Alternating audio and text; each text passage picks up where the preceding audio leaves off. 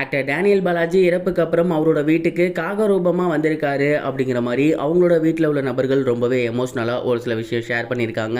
அது என்ன அப்படிங்கிறே தான் இந்த ஒரு வீடியோவில் நம்ம பார்க்க போகிறோம். கொஞ்ச நாளைக்கு முன்னாடி ஆக்டர் டேனியல் பாலாஜி அவர்கள் மாரடைப்பு காரணமாக இறந்து போயிருந்தார். அவரோட மறைவு அப்படிங்கிறது எல்லோருக்குமே மிகப்பெரிய ஒரு சோகத்தை ஏற்படுத்தி இருந்துச்சு. அவர் இறந்து கிட்டத்தட்ட 7 நாட்களுக்கு மேலே ஆகிருச்சு. இன்னைக்கு அவரோட வீட்டில் அவருக்கு சாமி கும்பிட்டுருக்காங்க அவங்க வீட்டு முறைப்படி. அண்ட் அப்படி சாமி கும்பிடும்போது அவருக்கு பிடித்த விஷயங்கள் எல்லாத்தையுமே அந்த ஒரு விஷயத்தில் சேர்த்துருக்காங்க. அதாவது படையலில் சேர்த்துருக்காங்க.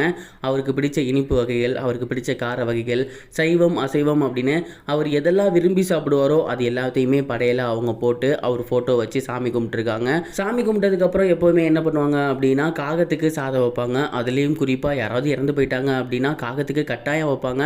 ஏன்னா இறந்து போனவங்களே காகமாக மாறி வந்து சாப்பிடுவாங்க அப்படிங்கிற ஒரு நம்பிக்கை இருக்குது. அந்த வகையில் டேனியல் பாலாஜி அவர்களோட தாய் சாமி கும்பிட்டதுக்கப்புறம் காகத்துக்கு சாதம் வைக்க போயிருக்காங்க. பொதுவாகவே காகத்துக்கு சாதம்லாம் வச்சோம்னா பயங்கரமாக கோஷம் போட்டு கத்துனா தான் ரொம்ப நேரம் ஆகும் காக்கா வரதுக்கே.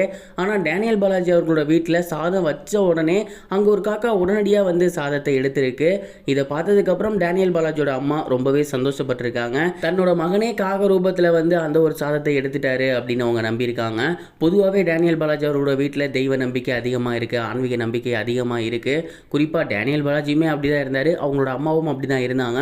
அந்த ஒரு காரணத்தினால தான் காகம் வந்து உடனடியாக சாதத்தை எடுக்கவும் தான் மகனே வந்து காகமாக சாதத்தை எடுத்திருக்காரு அப்படின்னு நினச்சி ரொம்பவே ஹாப்பியாக இருக்காங்க.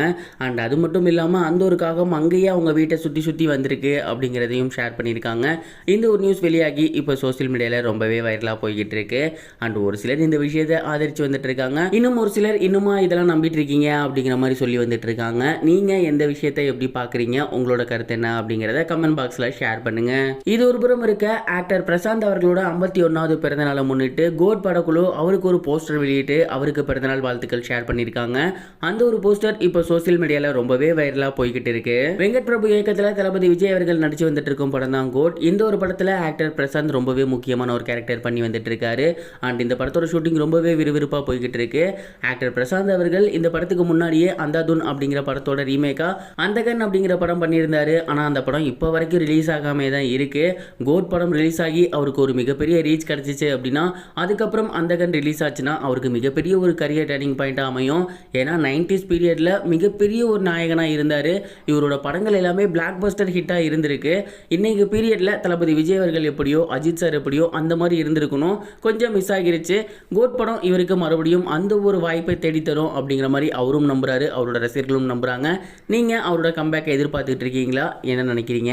உங்களோட தாட்டை கமெண்ட் பாக்ஸில் ஷேர் பண்ணுங்க. இது வரைக்கும் கனெக்டிங் டிவிக்கு சப்ஸ்கிரைப் பண்ணனா மறக்காம சப்ஸ்கிரைப் பண்ணிக்கங்க. உடனடி அப்டேட்ஸ் பெறுவதற்கு நோட்டிஃபிகேஷன் பெல்லையும் கிளிக் பண்ணிக்கங்க.